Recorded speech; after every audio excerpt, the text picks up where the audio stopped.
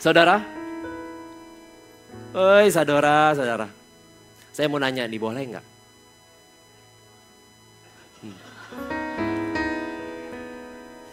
Kalau enggak ya nggak apa-apa, saya juga tetap nanya saudara. Saudara, saling memaafkan itu penting nggak sih? Penting. Saling memaafkan itu semua orang tahu. Itu penting, ya. Tapi ternyata ngelakuinnya susah. Harus kosongkan yang namanya hak ego pembenarannya kita. Dari yang posisi dimaafkan sama yang posisi memaafkan.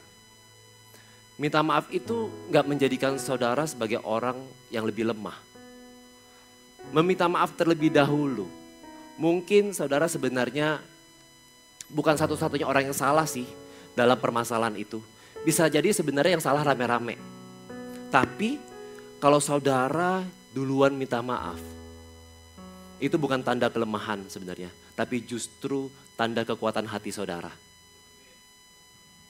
Kadang bukan apa-apa sih. Ternyata kita tuh punya naluri yang kaku. Apalagi bercampur dengan budaya timur. Yang mana sulit untuk kita mengucapkan I love you. Terima kasih. Mohon maaf. Kelihatannya sepele sih memang. Kelihatannya sederhana sih memang. Tapi kalau itu akan menjadi masalah. Kalau nggak terpenuhi dalam hubungan sebuah keluarga. Itu akan menjadi masalah kalau itu tidak terpenuhi dalam hubungan dengan sesama. Langkah bagus kalau saudara sudah berani bilang minta maaf. Dan pastikan itu sungguh-sungguh bukan sekedar lip service. Bukan sekedar ucapan di mulut. Saya bahas ini bukan sekedar demi menjaga hubungan supaya langgeng. Tapi hari ini topiknya adalah sebenarnya minta maaf itu untuk menjaga hati kita. Yang mengerti katakan amin. Menata ulang kasih kita. Supaya tetap mempunyai hati yang lembut. Kalau kita terbiasa punya salah. Udahlah dia juga pasti juga bisa salah. Masa gak ngerti. Udahlah gak usah maaf-maafan. Udahlah. Dan kita gak pernah mau minta maaf. Saudara. Lama-lama hati saudara menjadi keras. Ya. Dan bagi saudara, kalau saudara di posisi yang belum diterima maafnya, belum dimaafin, pasti saudara hari ini ada perasaan gak enak.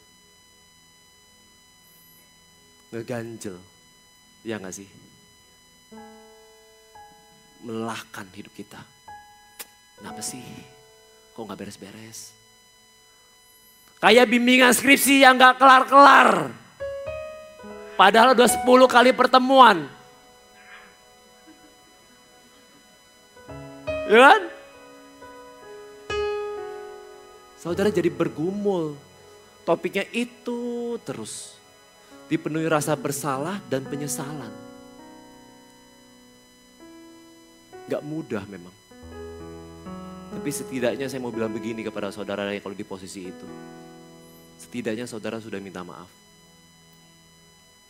Walau sebenarnya yang punya hak untuk mengampuni itu bukan orang yang disakiti. Yang punya hak untuk mengampuni itu sebenarnya Tuhan itu sendiri. Yang mengerti katakan amin. Pikiran inilah yang membuat saya sadar kita gak boleh loh lama-lama untuk memaafkan dan mengampuni. Harus cepat dibereskan dan menormalkan hubungan itu kembali. Tapi it's okay lah. Teruslah kita punya sikap hati yang rela untuk minta maaf. Sampai kita percaya momen kita dimaafkan itu akan datang. Mungkin orang itu menunda maafnya kita karena hati yang terluka itu masih terasa gak nyaman.